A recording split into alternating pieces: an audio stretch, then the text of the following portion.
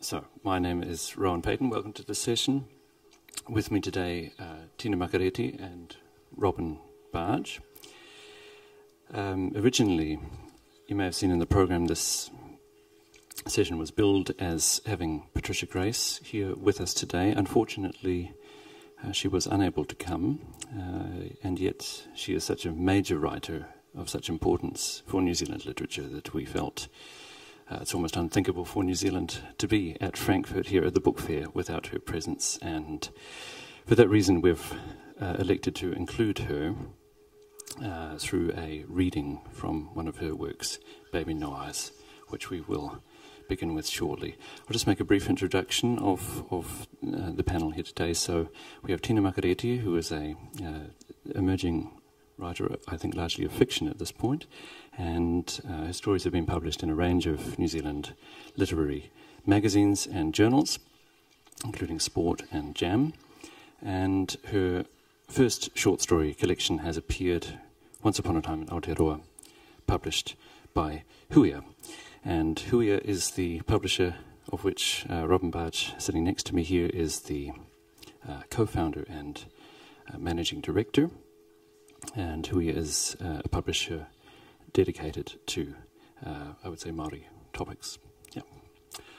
Okay. So, I think we can maybe just begin with the reading. Would you like to tell us something about the passage that you're going to read to us, Tina, and which novel it comes from? Oh, you do it up there. Okay. I might do it. So, Tina's going to go to the lectern for that. Okay.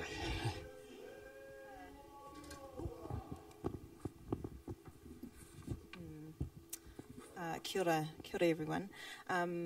So this is from Baby No Eyes. Apologies, I'm sorry I'm not Patricia Grace, but she did make contact with me before I came and said that Germany had always embraced her, and she's been here several times and she's always had a very generous reception.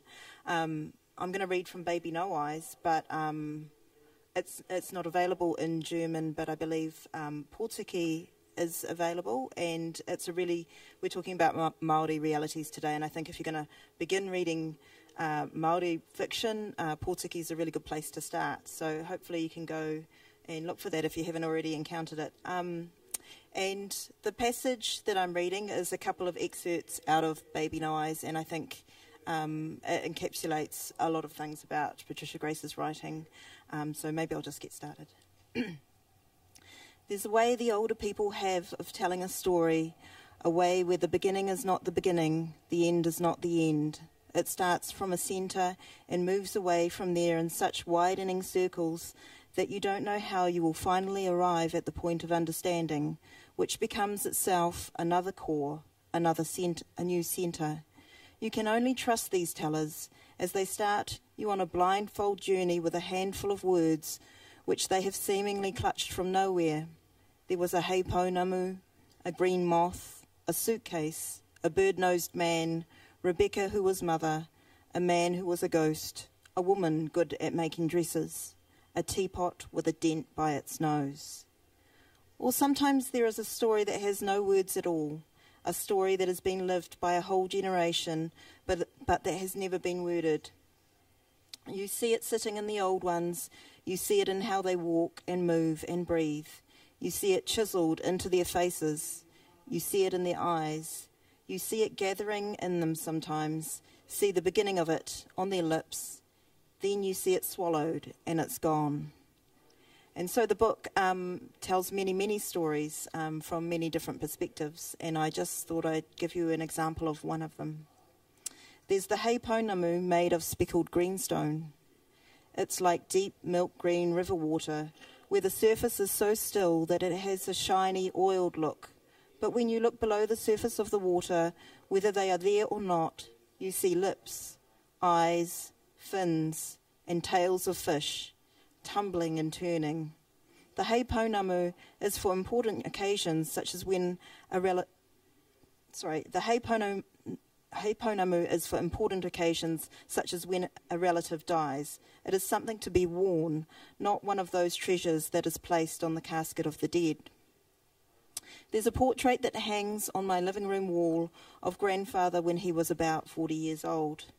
The picture shows a solid-looking man with a broad, dark face and a large, hooked nose like the beak of a kaka.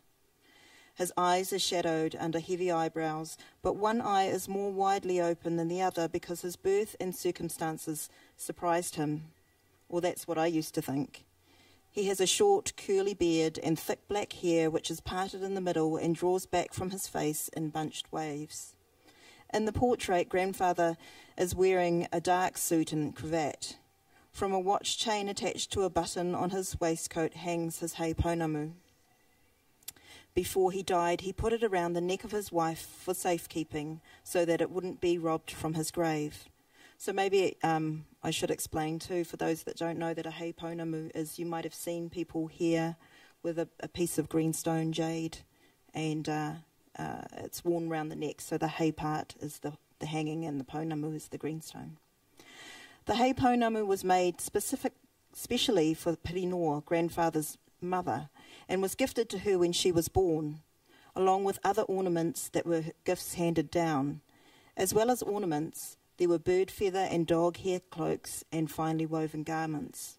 All these were given to honour her birth because she was the eldest child of two most chiefly parents, both of different areas, who had been brought together to cement peace and consolidate land boundaries between the two peoples who had been traditional enemies for several generations. Because of her high birth, Pirinoa was brought up in a certain way. Aunts and grandmothers competed to have charge of her. Those hunting or gathering or preparing food chose special portions for her, and as she grew, she was tended and watched, and dressed in a way that was intended to show her beauty and her status. She was taken up and down the country to important gatherings where she became familiar with the histories and genealogies and everything to do with her life and the land. A woman of her status could not usually marry for love. One day she made it known that she wanted to marry Billy Silk, a Pākehā whaler. So a white whaler that had come from overseas. And I guess my final comment about this kind of story is it's quite an iconic story in our history, but perhaps we'll talk some more about that when I sit down. Thank you. Well, thank you very much for that, Tina. And thank you also for reminding me that Patricia Grace has been to Frankfurt very many times before. And Portigi, in fact, the book that you mentioned, of course, took away the 1994 Literaturpreis here in Frankfurt. So a beautifully evocative passage that you've read. Yes. And begins with a particular feature of Māori narratives, that they are not linear, perhaps, in the way that we are accustomed to in some European writing, but have this idea of a spiral form. Is that something which has also influenced your own writing? I don't know. I definitely think that first passage really clearly describes both the story that she's telling and the way of telling a story that you're talking about. And in my own work, I do find that I want to tell it from different perspectives. I want to talk about the past at the same time as I'm talking about the present, and I guess that's where the spiral comes in, because it seems for us, well, for me, and certainly I've heard for Patricia Grace, that the past is constantly speaking, and of course traditionally we see the past as something that happens in front of us and guides us. So definitely, I don't know if I achieve it the same way she does, but certainly in my mind. Right, okay, thank you. And the passage that you read also closes with the mention of this Pākehā whaler, Billy Silk. And some of your own fiction, the beautifully titled An Englishman, Irishman and Welshman Walk into a Pā, deals with stories of these early Pākehā Māori. These are Pākehā who came to live among Māori and adopted their ways in the days before settler colonialism really took off as an industrially organised operation. Could you tell us something a little bit about Pākehā Māori, perhaps, and what the importance of that is for your fiction? Yeah. Well, I think it's a really interesting story that's been approached a lot of ways. That particular Englishman, Irishman, and Welshman walk into a pub is a non-fiction piece actually, so it's an essay. But and she and Patricia Grace obviously approached the same subject matter, and I think it's because we look into our genealogies and what we call whakapapa, and one day I looked into mine and found I knew that there were Pākehā people in my whakapapa, in my genealogy, but I found that there were several. I thought there was one or two, but there was 3. I know I could find more, and that a number of them were whalers, and that a number of them married high-born women. So when I see this passage where you have a very traditional upbringing of a high-born woman, and there's certain ways that she was brought up to carry the history and the preciousness of her culture, and then she marries a Pākehā whaler. It seems to be a particular story of our nation that we do have both Pākehā and Māori bloodlines, genealogies, and that the early Pākehā, I think this is the fascinating part for me, the early Pākehā that came to New Zealand very much wanted to be part of the Māori culture. They spoke the language. They took on the customs, they married into the families. So I think that's why I was interested in it. Okay. Thank you. And Robyn, is that something that you can relate to in your own family as well, I wonder? Oh, yes. Kia ora, Rowan, Tina, kia ora tātou katoa. Yes, definitely. I think we all have, we all have some Pākehā relatives in our whakapapa, and I think this is part of the reality for Māori today. I think one of the things that we've tried to do as a publishing house is publish stories by people who have the whole range of experiences of being Māori. I think there has been a view that there is a Māori way of being and a Māori view and a Māori person. And I suppose what we are trying to say is that there is huge diversity in being Māori. We all have a huge range of different experiences of being Māori. Māori today are all different colours, for example, all different shades of brown. We have, blonde hair and blue-eyed Māori. So there's a great range, but I think these are the realities, and they are all valid experiences of being Māori. Well, the diversity of Māori experience is something that underpins both of your works, and maybe, Robyn, you can tell us a little bit about the work at Huia and how you got started with this publishing house. Okay, well, we started Huia Publishers in 1991, and the reason for it really was because I was a reader, is my main motivation, and I just felt that there were a lot of stories that I wanted to read about that weren't really in our literature. I grew up in a very Māori community with a marae and a school and a church and a lot of Māori people, and that was my experience, and there was very little of that in our literature at the time, which is now 21 years ago, and so I set out deliberately to find a range of Māori experiences and to really broaden New Zealand literature so that we could tell a bigger range of stories in English and, of course, in Māori language as well. Okay, so you said something about the diversity of what you publish. Which sort of genres are published by Huia? We publish fiction and non-fiction for adults and children, and we also do quite a big range of educational resources in Māori language. So actually I was talking to a German publisher today, and she said, oh no, we publish either fiction or non-fiction or children's, but at Huia we publish a range of those things. And one of our main objectives really is to grow and develop writers of all those genres, and actually in the case of children's books, illustrators as well, so that we are really producing a literature that has a broad range of Māori experiences. So it is a broad church, and it's given a big contribution and a big boost to Māori writing in New Zealand. And Tina, you're one of the beneficiaries of this. How has the existence of Huia helped you as a writer? Well, I guess there's two strands. when I decided that I was going to really go for this writing thing, one was education, and the other was straight off. Huia runs short story competitions, of which you're holding a book, Huia, and Robyn, and I entered one of the competitions and I won one section of it. So that became a very big stepping stone, I think, to publishing a book as well, and kind of getting to know Huia.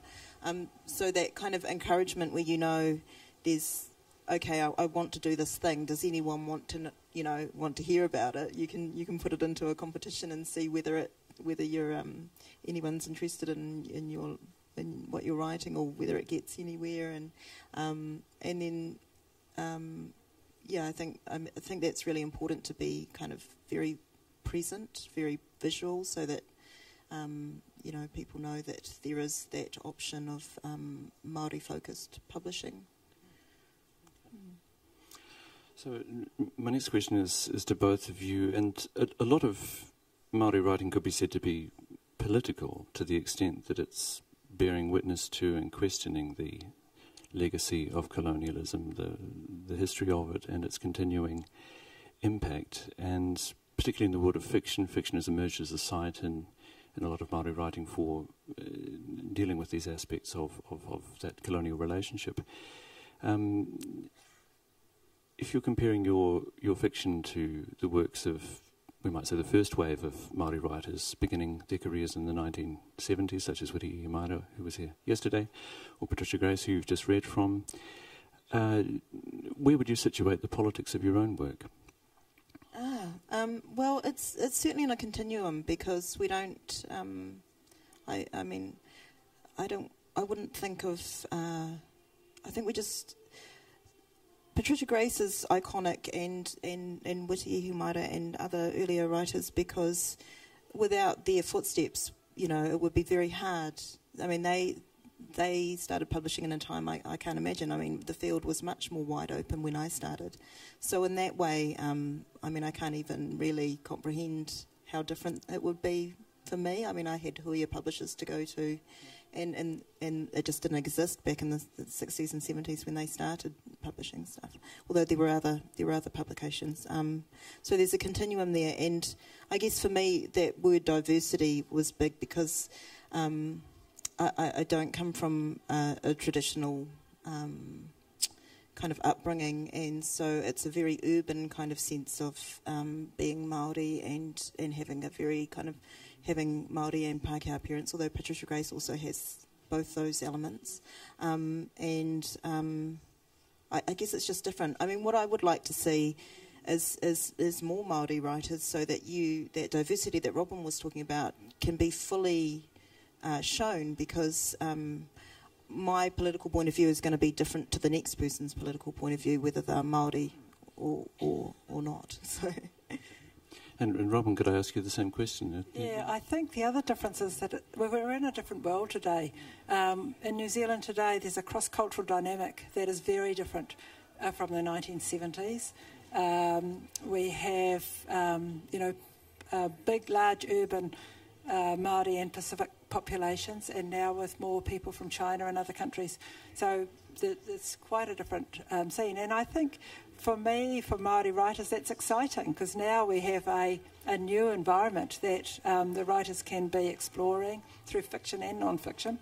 So I think there's a lot to say. I think it's exciting. Okay, great.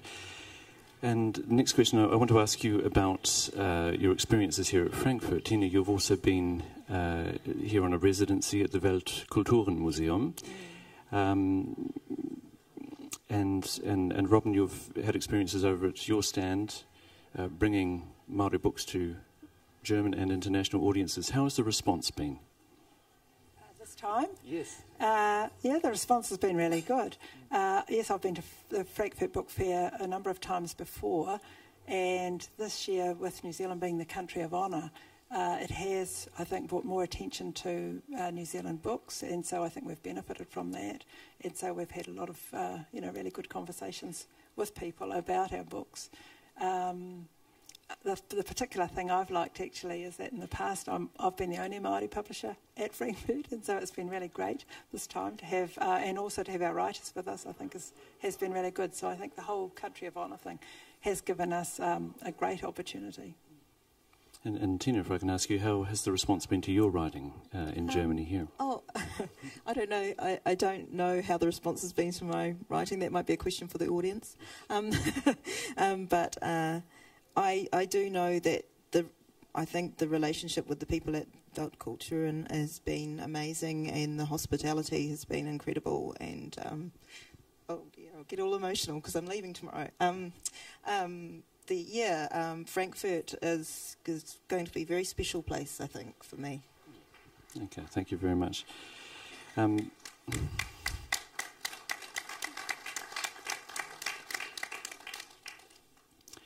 If we can turn back to fiction for just a moment and ask questions here about the role of mythology in writing today. How you're going to be okay? Okay. Many of your short stories, Tina, are wearing their mythology quite lightly, and I think you've been keen not to overplay mythological aspects in your own writing. Do you want to say something about how important these traditions are to you in your writing and how you reimagine them and rework them in your fiction? That's a really interesting observation, because quite often it's the obvious thing for people, the mythology. So they say, oh, there's mythology, tell us about the mythology. So yes, I think it was it's not something I want to be heavy, but it is something that, like I said earlier, is just there. The past is something that I think one of the key things about that, looking back, because this collection of short stories I wrote came out in 2010, so that's 2 years ago. But looking back, I just think that mythology informs what we do in many different ways, and how we see the world. And I wanted, for me, it's a contemporary experience is still mythology can still help us. Mythology is not a good word. Sorry, our stories, our traditional stories, our historic stories, and older than that stories, our stories of creation, can help us with our contemporary lives, I find. So that's, I guess that was kind of the heart of that. But yeah, I would never want that to be kind of overplayed or too heavy. So yeah, and then it's mixed as well in that collection. It's not all about mythology, but there is a sense of what are the myths that we make up about our contemporary lives, like how do we behave, and so there's kind of two strands there. Okay. And Robyn, would you like to add to that? I suppose the point I'd like to make is that the work that we do today, I think, is building on the traditional stories of our ancestors. I think our ancestors had a really rich literary tradition, and once it was written down, I think what's interesting is that when the written word came to New Zealand, Māori embraced it with open arms and immediately got a printing press and started printing newspapers and started communicating and writing really quickly and early in our history. So I sort of think, and of course we have a whole history of traditional stories in all different genre that they had. So I see our work really as building on that tradition. Okay, thank you very much. And we might have time just to close with a question about the Māori language itself and how your work as a publisher contributes to preserving the language and building it. Would you like to say something about that? Yes, we do a lot of work in Māori language. We produce a lot of educational resources, probably, I don't know, between 30 and 50 resources a year. In New Zealand, there are about 300 schools that teach the whole curriculum through the medium of Māori, and there are very, very few resources for them to do that. And so there is a lot of work to be done in that area. But I think for a lot of people as they become adults, and for adults learning Māori language, there's very little to read. Like I'm talking about, you can count them on one hand, apart from the old newspapers and reports from the 18th or 19th century. But but contemporary material, there's very, very little. And so we have a huge task ahead of us, and we've actually set that as our goal for the next 20 years, to actually develop a library of books in Māori language. I think we sort of have to have a collective vision that we all strive to achieve. Okay, and just to close, Pōtiki has already been published, I think, in Te Reo Māori. Are there plans for further novels to be released? Yes, we published Pōtiki by Patricia Grace. We translated it into Māori a few years ago, and we've just completed a translation of 2 as well in Māori. I'd just like to say a final thing about Patricia Grace. Patricia Grace has been extremely generous with her time and energy in supporting us at Huia and the writers that we work with, and so we're really grateful for that.